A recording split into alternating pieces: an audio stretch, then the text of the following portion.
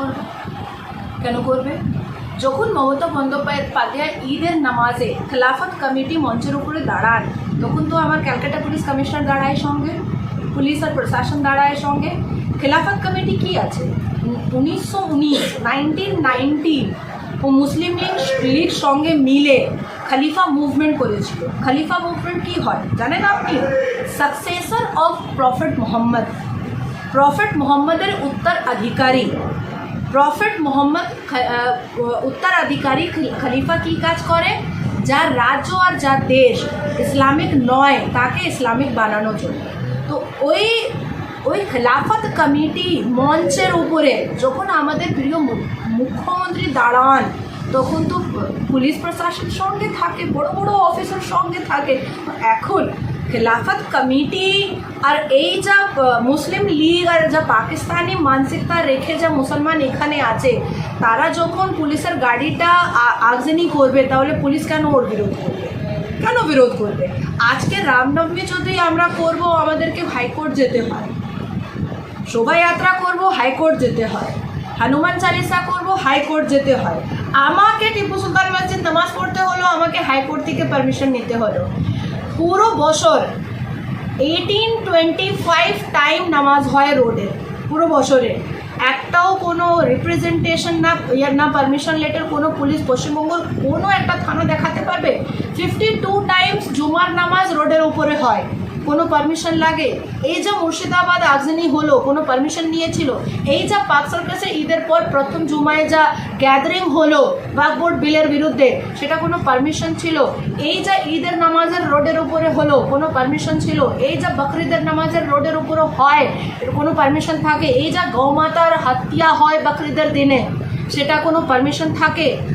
মুসলমানের জন্য কোনো পারমিশন নিতে হবে না, কিন্তু যদি আমি রামের নাম নেব, তখন পারমিশন নিতে হবে। কেন? এখানে মুসলিম লীগ, খেলাফত কমিটি, আমাদের आदरणीय मुख्यमंत्री और उनर प्यारा दुलारा नेता फिरहाद हकीम और उनारा प्यारा दुलारा नेता जावेद अहमद खान नेतृत्वे मुस्लिम लीग और खिलाफत कमिटी चलছে भाई। এটা হবে মিনি পাকিস্তান। সেটা 2021-এ Pakistan the Dawn newspaper অ্যাঙ্কারকে নিজে ফিরহাদ বাবু বলেছিলেন, তা তো মিনি পাকিস্তান। চলুন, এখানে চলুন। আপনি ভাববেন না কি আপনি ভারতের আছেন, আপনি ভারতের কোনো রাজ্যতে আছেন, এখানে আপনি ভাববেন আপনি পাকিস্তান ভিতরে আছেন। তা যা ফিরহাদ হাকিম আগেই বলে দিলেন। তারপরে উনি ডিসেম্বর মাসে কোরআনিক প্রতিযোগিতাতে উনি বললেন যে যারা হিন্দু তারা দুর্ভাগ্যশালী, যারা মুসলমান তারা সৌভাগ্যশালী। একটা মুসলমান যদি একটা হিন্দুকে মুসলমান করিয়ে দেবে তাহলে জান্নাত নসিব হবে। তারপরে জানুয়ারি মাসে আমাদের প্রিয় মেয়র ফিরহাদ হাকিম আর মমতা বন্দ্যোপাধ্যায় যাকে আঁচলের ভিতরে রাখেন, উনি কি বললেন যে সব জায়গায় ইসলামের ঝান্ডাটা তুলবো আমরা, কারো থেকে ইনসাফ নিতে হবে না, ইনসাফ আমরা নিজেরই দেব, নিজেরই পেয়ে যাব। তো এটা পেপার উপরে ইসলামিক রাজ্য হয়নি, কিন্তু ভেতর থেকে ইসলামিক রাজ্য হয়ে গেছে খেলাফত কমিটির নেতৃত্বে। তার জন্যেই মমতা বন্দ্যোপাধ্যায় প্রত্যেক বছর খেলাফত কমিটি মঞ্চের উপরে যান আর ওখানে ঈদ সেলিব্রেট করেন। তাহলে ওয়াকফ বিলে তৃণমূল কেন এত বিরোধিতা করছে? ওয়াকফ বিলটা তৃণমূল মুসলমানদের জন্যই তো এটা আরো ভালো। তিনি যদি সত্যি মুসলমানের ভালো চাইতো তাহলে তো এটা বিরোধিতা করা উচিত না। আজকে যদি আপনি চোরকে বলবেন কি তুমি চুরি ছেড়ে দাও, তাহলে তো ও তো আপনাকে গালাগাল করবে, এই খারাপ কেন বলছো আমাকে চুরি ছাড়তে। আর চোরের যে গুরু থাকবে সেটা তো আপনার শত্রু হয়ে যাবে। আমি এত মেহনত করে 1000 চোর বানালাম আর তুমি সবাইকে বোঝাচ্ছ কি চুরি ছেড়ে দাও। তার জন্য চোর আর চোরের গুরু দুটাই পরেশান ওয়াকফ বোর্ড নতুন বিলটা নিয়ে। দ্বিতীয় কথা, সেটা আমি জানি কি কোনো কারো বুঝবে না মুসলমান, তাও আমি বলে দিচ্ছি। আর্টিকেল 15 কথাটা উঠছে কি আর্টিকেল 15 মুসলমানকে এই অথরিটি দিয়েছে, এই অধিকার দিয়েছে কি ও প্রদর্শন করতে পারে। কিন্তু আর্টিকেল 15 যা ডেফিনেশন আছে সেটা আছে সবাই ধর্মকে সঙ্গে নিয়ে চলতে হবে। আর যা পার্টিকুলার রিলিজন আছে সবাইকে এক থাকতে হবে। ওয়াকফ বোর্ড যা আগে ছিল, যা 2013-তে সংশোধন হয়েছিল 1923 থেকে, আর যা অ্যাক্ট বানানো হলো 1954 থেকে, 2013 পর্যন্ত আগাখানি মুসলমান, বোরি মুসলমান, বাহাবি মুসলমান, আহমদিয়া মুসলমান, বরেলভি মুসলমান এই সবকে ওয়াকফ বোর্ডের ভিতর ছিল না, ওয়াকফ বোর্ডের ভিতরে কোনো অধিকার ছিল না।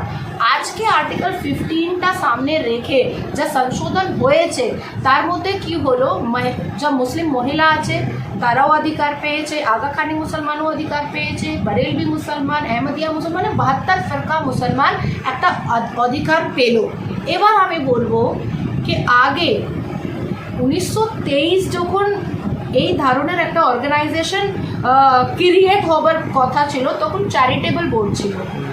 তো চ্যারিটেবল বোর্ড তো হলো খ্রিশ্চানের, তারপরে ওটা কনভার্ট হয়ে গেল 1954-এ আপনার ওয়াকফ বোর্ড। তাহলে আজকে কোনো খ্রিশ্চান তো মাঠে নামছে না, কি আমার সঙ্গে খারাপ হয়ে গেছে, কোনো জ্যান তো মাঠে নামছে না, শুধু মুসলমান মাঠে নামছে। আর কোন মুসলমান মাঠে নামছে? 22 কোটি মুসলমান মাঠে নেমে গেছে। দেখান তো 22 কোটি মুসলমানকে মাঠে। জন্তর মন্তরতে যখন ওয়াকফ বোর্ডের বিরোধিতা হলো তখন 2000 মুসলমান ছিল, আমি দিল্লিতে ছিল। এই মুর্শিদাবাদে যা মুসলমানরা জমিনে নামছে আর এই যা আতঙ্কি আর জেহাদি কাজ করছে, আমি আপনাকে চ্যালেঞ্জ দিচ্ছি ওর মধ্যে 70% বাংলাদেশি ঘুষপেটিয়া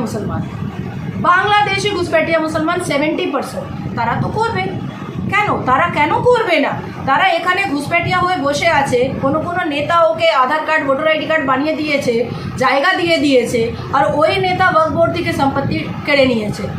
আপনি বলুন, এই আসাদুদ্দিন আওয়েসি 3000 একর জমিন গ্র্যাব করে রেখে নিয়েছে। মুক্তার আনসারি যা ছিল, আতিক আহমদ আর মুক্তার আনসারি, তারা শিয়া ওয়াকফ বোর্ডের 200 বিঘা প্রপার্টি ক্যাপচার করে রেখেছিল। 200 বিঘা প্রপার্টি। আপনার উত্তরাখণ্ড নৈনিতালে সঞ্জয় গান্ধী যা বন্ধু ছিল আর পূর্ব সাংসদ ছিল, তারা 200 বিঘার উপরে একটা রিসর্ট বানিয়েছে। ওই রিসর্ট থেকে কোটি কোটি টাকা আমদানি করছে, আর ওই জমিনটা কাদের? ওয়াকফ বোর্ডের। নিজের উত্তরাখণ্ড ওয়াকফ বোর্ড কমিটি ওকে 3 বার নোটিশ পাঠিয়েছে কি আপনি এই জমিনটা ফেরত দেন। ও বলছে না, আমি দেবো না। তো এই যা চিট্টামিট্টা খুলছে, যা চোরকে আমরা ধরছি, চোর চিৎকার করছে, আর চোরের গুরু যা আছে তারাও চিৎকার করছে। ও তো বাড়িতে বসে বসে ইজি মানি ইনকাম হতো, তার জন্যেই এখানে মমতা বন্দ্যোপাধ্যায়ও চুপ আর সবাইকে প্রভোকেশন দিচ্ছে। এতে তো আরও ল অ্যান্ড অর্ডার ব্রেক করতে পারে রাজ্য। দেখুন, আমার মনে হচ্ছে কি কেন্দ্র সরকার এখন চুপ আছে, সাংবিধানিক রাইট আছে, প্রদর্শন করুন। যদি প্রদর্শন থেকে উঠে জিহাদ চলে যাবে তাহলে আইনি ব্যবস্থা আমরাও নিতে জানি ভালো করে, কী করে কানটা ধরে জেলের ভিতরে ঢুকানো যায়, কী করে আলাদা করে সিবিআই, এনআইএ আর এনএসজিকে নামতে হয়, সেটা আমরাও জানি।